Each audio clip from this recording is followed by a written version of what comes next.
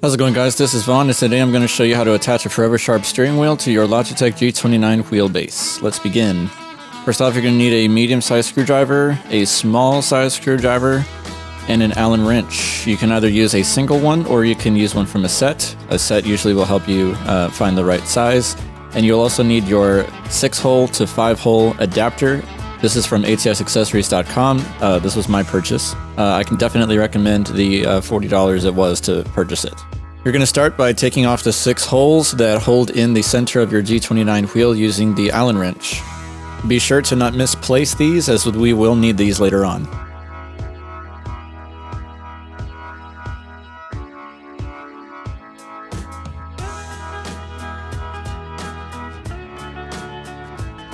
Once the center is loose and ready to be pulled off, you can pull it off, but do so gently as it's being held in by a pin connector which powers the buttons.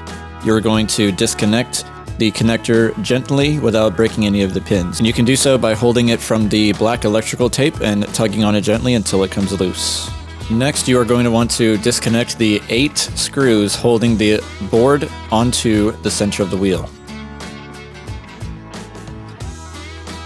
You'll do this using your small-sized screwdriver. Be sure to not misplace these screws as well, as they are quite small, and having a screwdriver with a magnet on it will help you. If the board does not immediately come loose from the center of the wheel, you can loosen any of the other auxiliary black screws to help you out. Once loose, gently pull the board off of the center of the wheel and place it aside. Next, there are 4 black screws left which hold in the L3, R3, L2, R2 buttons. When taking off these screws, it may be helpful to hold on to the button from the other side as you're unscrewing it, otherwise it'll fall on the ground. Also be careful not to tilt down the wheel to where the side that you're unscrewing is facing the floor, otherwise all of the buttons that are loose will go tumbling on the floor. Now that we've completely detached everything from the wheel, we're going to screw the board back onto the frame holding the buttons.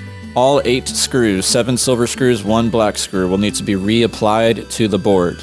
Do not over tighten, just keep it snug.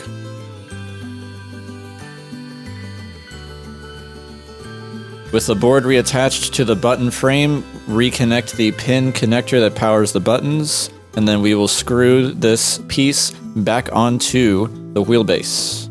But instead of using the centerpiece provided to us by the Logitech G29 wheel, we're going to instead use our adapter from ATS Accessories. Go ahead and loosen all of the screws to where both pieces are separate.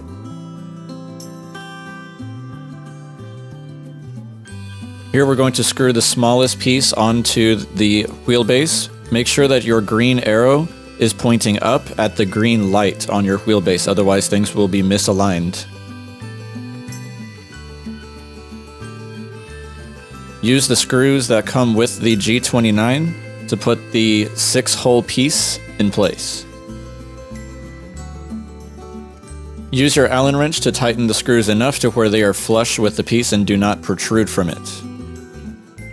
Next, we'll screw the 5-hole adapter onto the 6-hole part using the 3 provided screws, and you also have a green arrow on this piece as well to conveniently make sure you have the right orientation. Use the Allen wrench to tighten these 3 screws in and make sure they are in pretty tight. We don't want any movement on the wheel.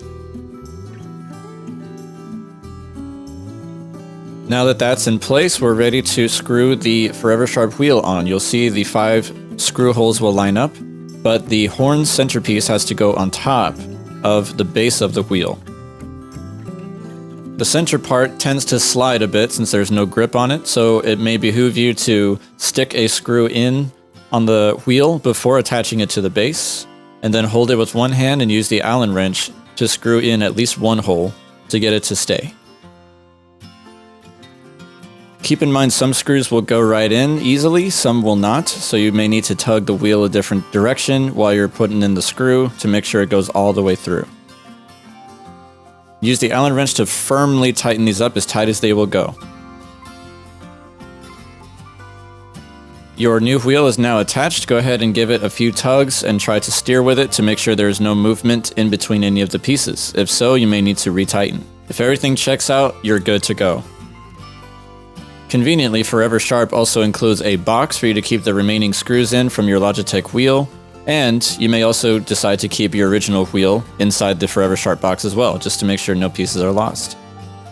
Thank you all for watching this tutorial. I hope you found it helpful and informative. Check the description for any links corresponding to the video, and thank you for watching. Everybody be safe and have a good one. We'll see you next time.